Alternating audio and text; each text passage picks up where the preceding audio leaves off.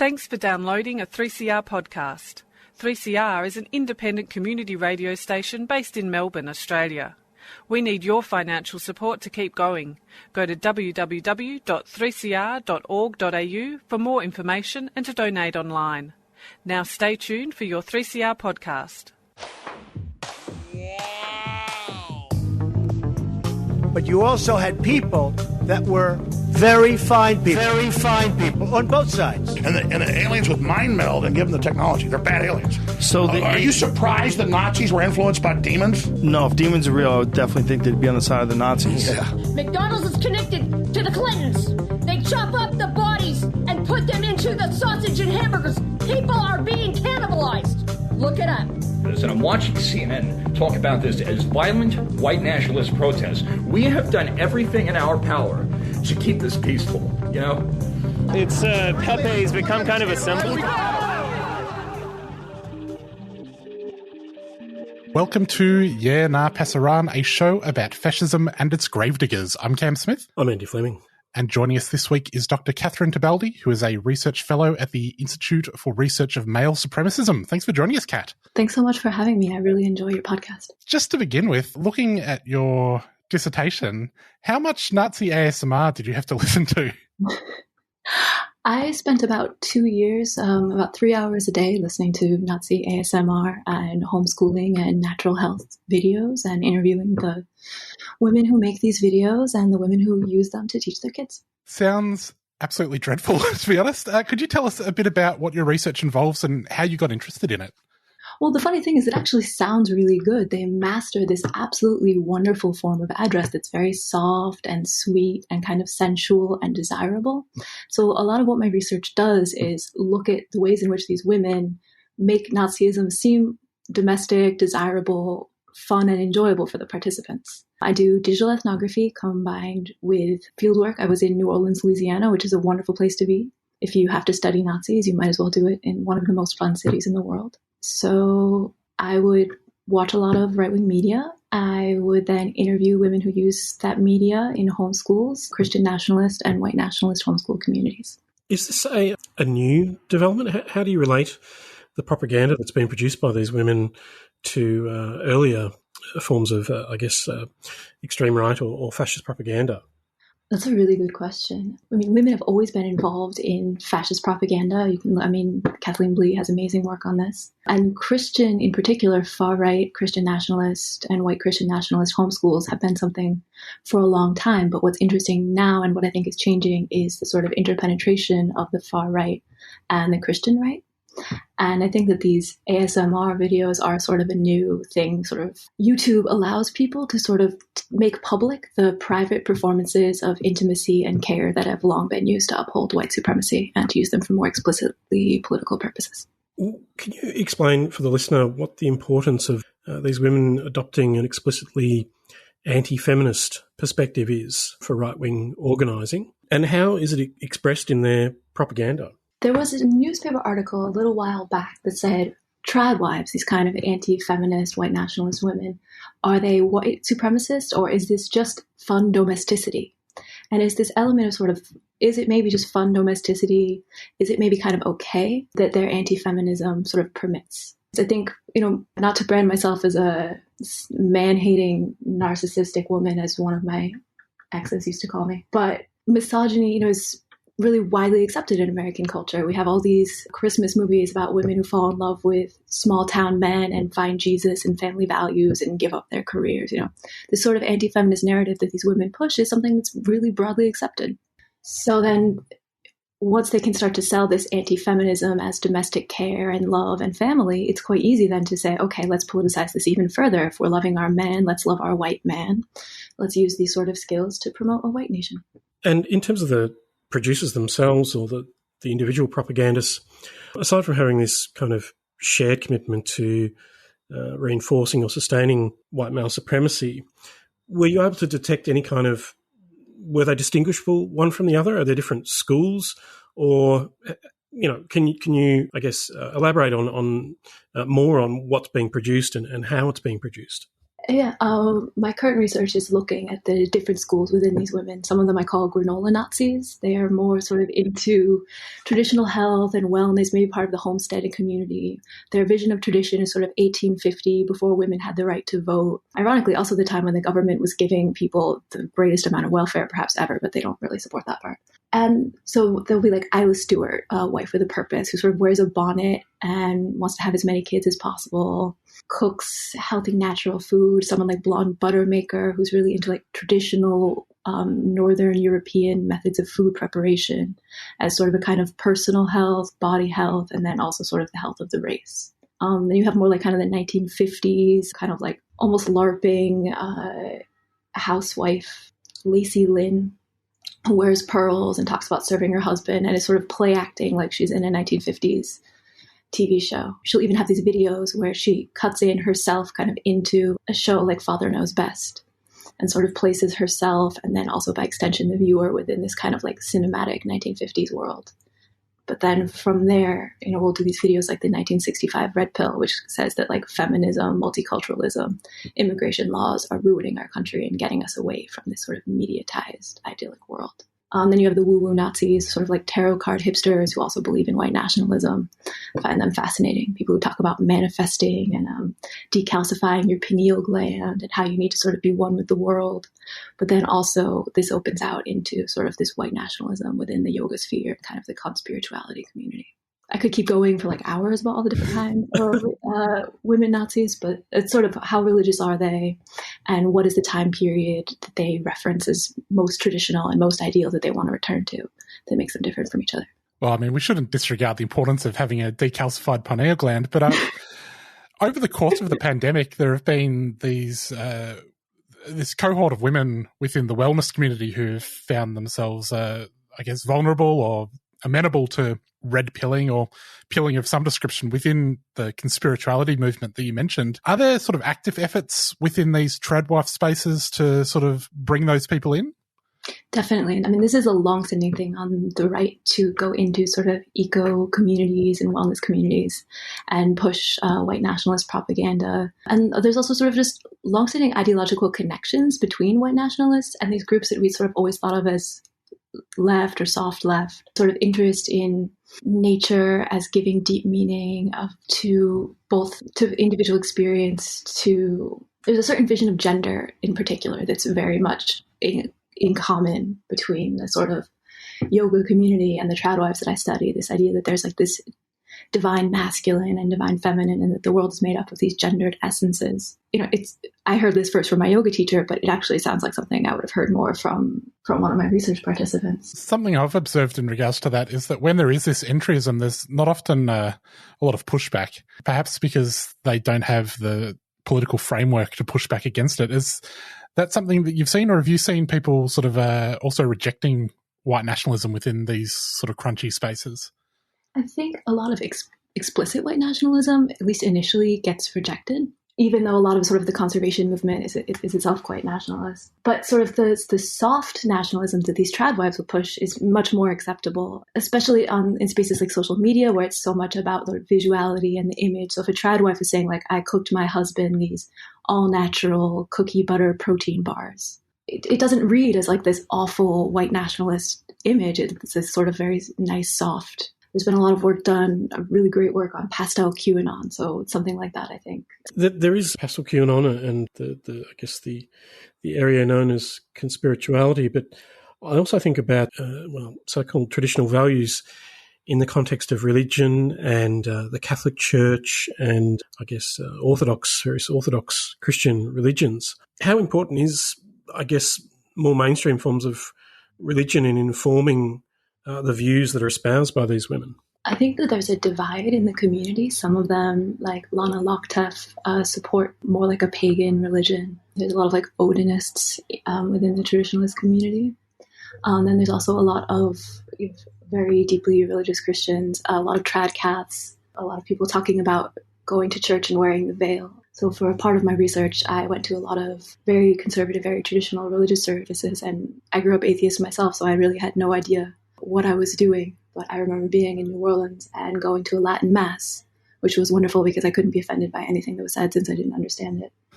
And seeing someone show up fully veiled and then someone else sitting next to them show up with cat ears and like a sort of, I don't know what sort of Mardi Gras type costume. And I thought that was somehow one of the most fascinating religious spaces I'd ever been in. We've seen within, I guess, the male extreme right community, this tension between the Tradcaths and the Odinists, which they tend to resolve by going out into the woods and beating each other up a bit.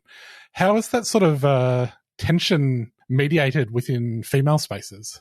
I remember Talia Leivin's amazing book, Culture Warlords, where she talks about this fight. I admire the research so much. It would be my dream to be able to go on Nazi dating sites and try to solicit love letters. The women that I look at, there's a lot of talk of like who is a trad thought, like who is a real traditionalist and who doesn't fit into this community.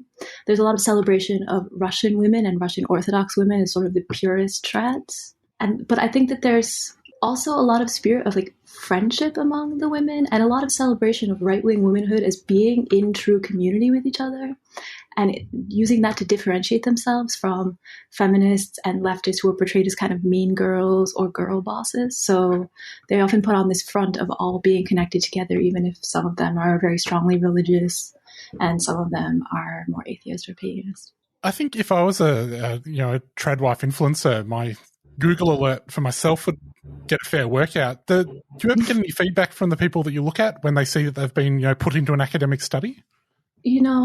I'm actually sad that I've never been harassed or trolled on Twitter. Like my Twitter is the like nicest, friendliest space in the world.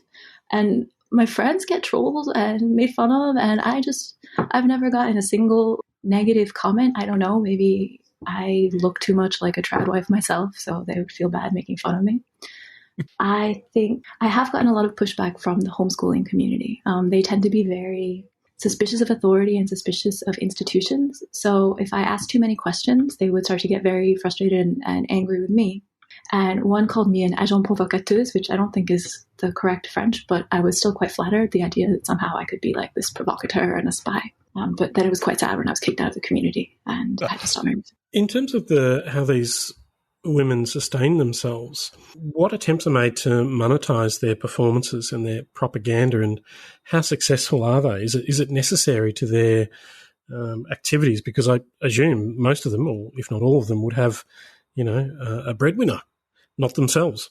Yeah, there's a certain irony in using sort of the affordances of platform capitalism to make, it's very neoliberal and make all this money, and then to, be advocating exactly the opposite. I've looked into this a little bit, and it doesn't seem like they're honestly making very much money. It seems like they're making, I don't know, probably they're covering their own costs, but it also could be that they're getting revenue streams I don't know about. I'm not the best expert in finding out where, how Nazis get their money. But a lot of them do have also side businesses, this kind of like mompreneur, I think is the thing. So they'll sell like homemade paintings or jewelry, especially sort of the granola Nazi farmstead types.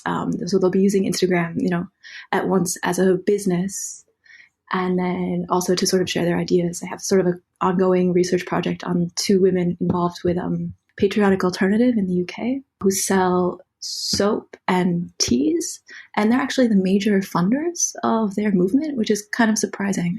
They sell this kind of coffee called the Great Awakening. It's really ridiculous. I don't know what's with Nazis and like selling soap. It's like, it just seems like that's really their thing. So of course, all pure, all natural, all healthy, all white soap called, I think it's Clean and Pure. Really.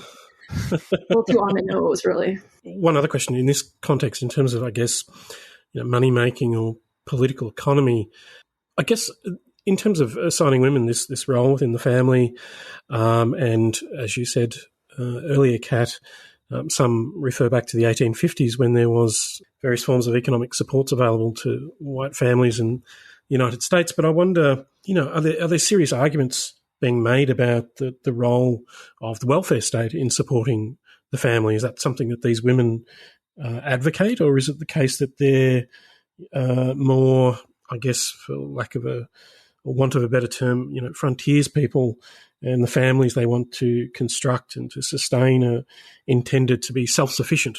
Yeah, that's a great question. I mean, the the truth is, the 1950s and the 1850s and these like very traditional eras that they celebrate were, times when there was a lot of government support for families. The Homestead Act, GI Bill, all these things. But this was also government support, designed to ensure the white, male-headed sort of breadwinner capitalist style family. So one of the things that these women do is very, very consciously and very carefully take arguments against the current economic system and recast them in terms of gender dispossession and gender roles. So if you're frustrated that you don't make enough money, that your work is too precarious, overly flexible, they'll recast this and say the real issue is that women have to work now. The real issue is feminism. If only, you could make enough money to own a woman. If only you had a woman at home helping you, then things would be better. And I think that that's probably their major contribution to neoliberalism, is to sort of reframe economic discontent as cultural dispossession. You're listening to Yeah Nah Passaran on 3CR, 8:55 AM, 3cr.org.au and 3CR Digital on your DAB radio. We're currently talking to Dr. Catherine Tebaldi about ladies of the far right and alt education. One of your other areas of research is into what you describe as alt education. Could you tell us what alt education is?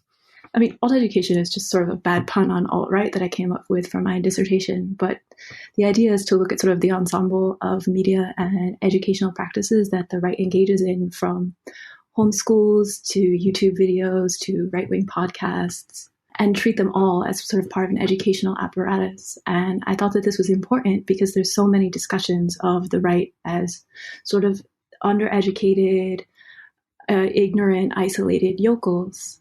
And I found this problematic, first because, many people on the right are well educated. A lot of them are education majors. A lot of them are working really hard within their communities to teach this ideology. But secondly, because then it makes right-wing ideas seem like they're somehow innate, right? If right-wingers are ignorant, then where do these ideas come from? Oh, it must be that human beings are naturally this way, sort of the Arlie Russell Hochschild. Oh, they have this deep story within them, as opposed to understanding that right-wing ideas aren't natural, but that they're naturalized and taught through this apparatus of power and through the work of many women. Beyond their educational background, I know we're talking about alt education, but homeschooling and I guess the right-wing movement generally, what can you say about the, class background and social background of some of those who've emerged as leading figures? Because I think about, highly educated figureheads like Richard Spencer and so on.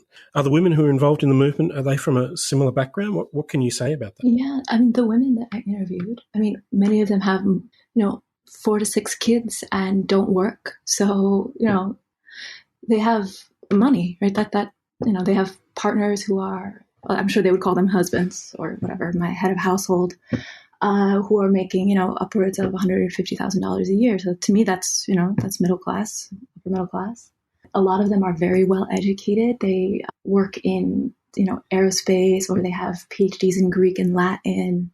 They were, much smarter than me, much better educated than I am. They would read lists of books and ask me, oh, have you read this, this, this, and this? They're very proud to show off their knowledge. And they live, I would say very comfortably in many cases. But how they present homeschooling and staying home with your family, they're very careful to say this isn't something that only the privileged can do. That actually you can save a lot of money, you can move to a rural area that's cheaper. And they're really making an effort to make this seem more populist. But I didn't see that in my research participants. I wonder, sort of this pseudo-populism, this isn't the first time that the right has tried to do that. So. One front that you've observed in the alt education war is the war on woke within the university space. And I know you wrote an article last year about the anti-woke university, the University of Austin. Could you tell us a little bit about what that is and how it sort of fits into this sort of larger ecosystem? I hate them so much. I actually told my boyfriend if I am ever really upset to just ask me about the University of Austin, so I'll get distracted and be more angry at them. This is this ridiculous propaganda campaign to paint the university as, super liberal. I mean, the university is too liberal from a left point of view, but to, paint the university as just full of these angry, boring social justice hall monitors. And then right-wing ideas, instead of just being racist or stupid or, well-accepted hegemonic, boring ideas, can then be, edgy and cool. It's like, how do we make the 1950s seem edgy again? So you paint the left university as woke, boring, ideologically conformist, And then all of your ideas about phrenology or whatever can seem like transgressive truth and free thinking. One of the drivers behind this, of course, is the intellectual dark web, which sort of seems to be walking a fine line between trying to be edgy and being incredibly cringe. That's the best description of basically all of the far right that I think I've ever heard. Yeah, it's the fine line between edgy and cringe. I like that. We've also seen this the war on school boards. Could you talk a bit about how that fits into all of this? I am currently a research assistant for a project looking at Turning Point USA, and there's sort of professor watch list that they've now expanded to a school board watch list. And one thing I will say for the right is it's amazing how much they care. Like, I don't know who's on my school board. I don't even know if we have school boards in London, but they're really well informed and mobilize really well. And there's another group about teaching CRT. There's like a website where you can report if there's CRT being taught in your child's school. They're really these sort of like astroturfed online watch lists and warning signs that, do a really good job of sort of circulating fear and circulating these negative images of public schools. And my intuition is that what they're doing is using this as a push to further defund and privatize public schools and replace them with online or vouchers. You see this with J.D. Vance when he was running, would say like, we need to defund CRT. We can't waste our money on expensive CRT things. And so I think that it's this far right push against what's being taught in order to sort of ensure a neoliberal defunding of the public schools. I mean, I'm in thinking about the intellectual dark web and education in the Australian context. I think about organisations like Think, who've organised tours by various speakers, publications like Quillette, which seem to have been reasonably successful. And I guess, yes, as Cam observed, there's some sense in which they combine some kind of edginess with a whole lot of cringe, but nonetheless they seem to have been successful in, to some extent, reinvigorating, I suppose, right-wing and reactionary discourses within the educated middle class. What's your assessment of does this movement have a future, or will it be drawn back into more mainstream conservatism? I mean, I feel like Quillette is so dumb. What does that even mean, Quillette? So this sort of fake reasonable center, right? The sort of like, it's interesting to me the way they try to portray themselves as like edgy and this is like a thought crime to tell you this, but men and women are different. This sort of weird like Evo psych. We're really the reasonable, smart, normal ones, and only in today's mad, crazy world of leftists is this edgy. But of course, they love that. I think every 10 years I've seen this. I remember when I was just going to school and I really loved science. The president of Harvard said it's just science that women are not as good at science as men. And then a few years later, Jonathan Haidt started saying that it's a kind of religious fundamentalism to believe that men and women aren't different. The left is just as crazy as the right. And now it'll be Quillette. And then I think in another 5 years, it'll be something else about like women just innately have some sort of cooking part of our brain. And then 5 years will go by and it'll be something else stupid. So it's just a cavalcade of stupidity. That is, in fact, exactly how I would describe Quillette. Perfect. They should make that their new like subtitle there. Well, I was going to ask you, Kat, about, speaking of Quillette and research about Carr and a recent controversy surrounding the publication of an article which attacked anti-fascism. And I did note that the author, after, I guess, departing Carr, found an avenue for their views in Quillette. Of course he did. The most predictable outcome of all. That article, what was it? Beware the anti-fascists, for they have become what they oppose. Like the style of writing in that area of the right, like alone is a thought crime. That article caused, quite a great stir. I left Carr, in part because of that, and in part because of the way the leadership tended to bully early career and especially female researchers and support people like McCann, who brought in more of the funding because they were connected to CVE and anti-terrorist approaches that were better funded, rather than sort of the younger generation of researchers who saw the far right less in terms of terrorism and more in terms of the broader right wing and were more interested in questions of like mainstreaming and things like that, sort of were a little bit more explicitly political and a little bit more on the left. And I have to say, I loved all the great anti-fascists at CAR. That's the best part of being there, is meeting all of these wonderful people who study the far right because they don't like it and don't want it to keep running our countries.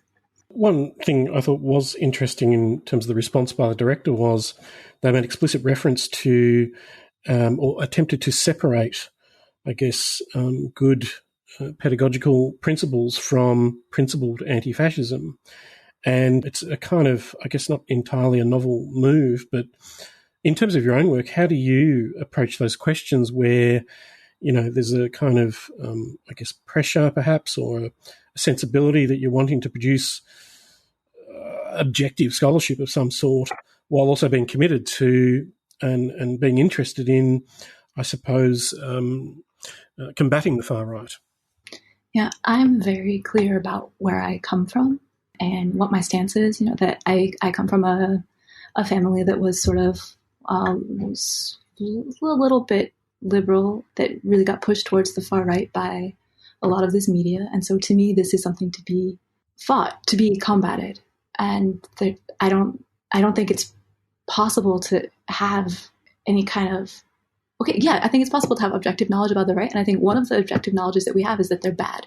Like, it's perhaps a bit simplistic, but I can't get away from that.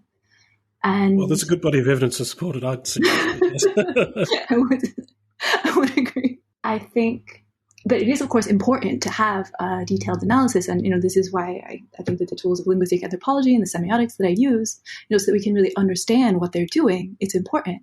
But to me, it's always understanding with the aim of better supporting, better stopping them, basically. Understanding, for example, that these discourses around like the left behind, or accepting this idea that people go to the far right because they're resentful or dispossessed, in fact, really aren't true. And if we do a close semiotic analysis of what they're saying online, that it's actually presenting this idea of embattled heroism and being on the right as being really fun and like kind of you're in the Civil War too, electric boogaloo, or you're this amazing mother of the nation. Here you are, you know, you're the wife with a purpose. You have 6 kids. You're taking care of your husband. You aren't just a mom, but you have this deep existential meaning. You're saving the nation by doing this, right?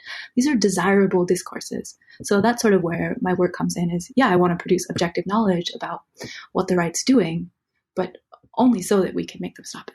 Well, that seems like a good spot to leave it. Kat, thanks so much for joining us. If people want to find you on Twitter, you are at @Kat_Tebaldi. Thanks for joining us. Thanks so much for having me. It was really a pleasure. Well, Andy, we'll be back next week. Global Intifada is up next. See you later. See you then.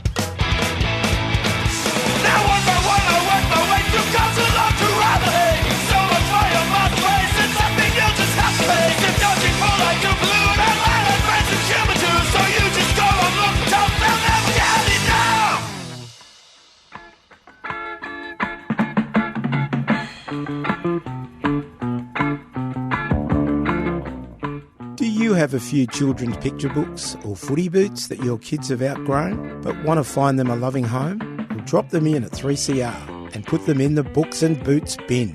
Books and Boots regularly sends pre-loved children's picture books and sports footwear to remote and regional First Nations communities and children across the country. Contact us at Books and Boots or go to the website www.booksandboots.org.au. We love a good book.